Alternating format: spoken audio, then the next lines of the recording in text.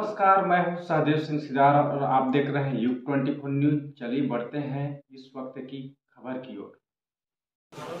आज विधानसभा के लिए ऐतिहासिक दिन और पूरी छत्तीसगढ़ के लिए ऐतिहासिक और हमारे पत्रकार साथियों के लिए बहुत ही अविस्मरणीय दिन रहा है, क्योंकि आज छत्तीसगढ़ मीडिया कर्मी सुरक्षा विधेयक न केवल प्रस्तुत हुआ बल्कि पारित भी हुआ है। हमारे पत्रकार साथी जो अपने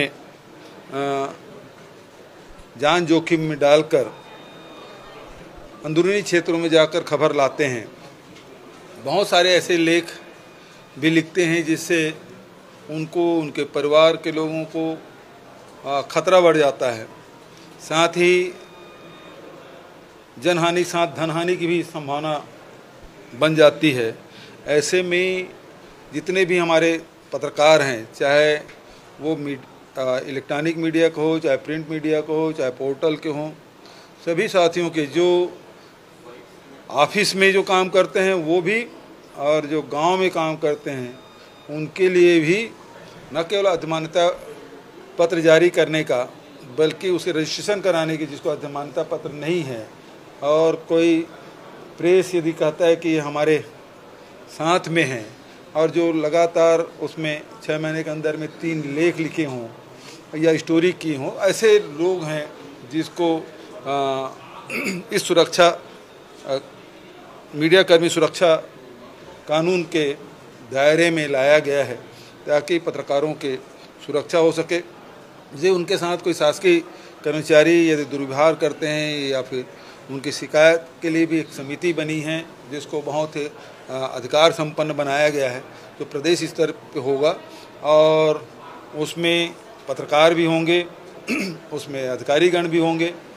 तो वो सब मिल के 6 लोगों की समिति बनेगी जिसके माध्यम से उसे सुनवाई की जा सकेगी और आवश्यक निर्देश भी दे सकेंगे और दंड भी का प्रावधान है। यदि उससे संतुष्ट नहीं होते तो अपील की भी प्रावधान रखा गया है। लेकिन यदि कोई गलत शिकायत करता है तो उसके भी उसमें दंड के प्रावधान रखे गए हैं। तो इस प्रकार से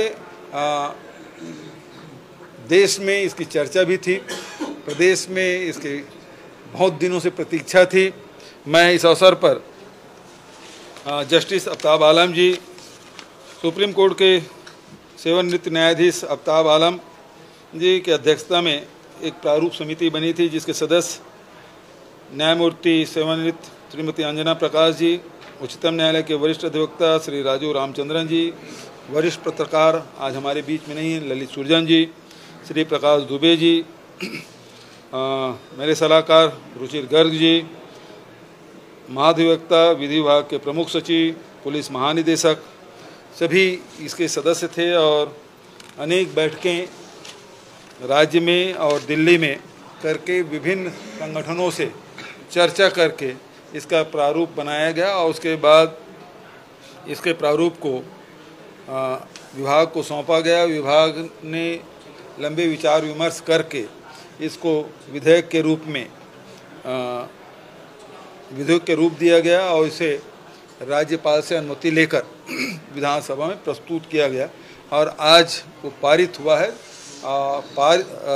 लेकिन दुर्भाग्य ये है कि विपक्ष इसके लिए सहमति तो दिए लेकिन इसमें चर्चा में भाग नहीं लिए। किन कारणों से नहीं लिए वो अलग बात है, लेकिन कुल मिला के जो उनकी मंशा थी, अजय चंद्राकर जी बोलने खड़े भी हो गए लेकिन बाद में उसके साथियों ने बिठा भी दिया। तो ये बहुत दुर्भाग्यजनक है कि ऐसे विधेयक जो मूल विधेयक है और पहली बार छत्तीसगढ़ की विधानसभा में प्रस्तुत हुआ है, तो विपक्षी साथियों को भी इसमें अपनी राय रखनी थी, जो नहीं हुआ। ये बेहद दुर्भाग्यजनक है। हालांकि सर्वोन्नति से इस विधेयक को पारित किया गया।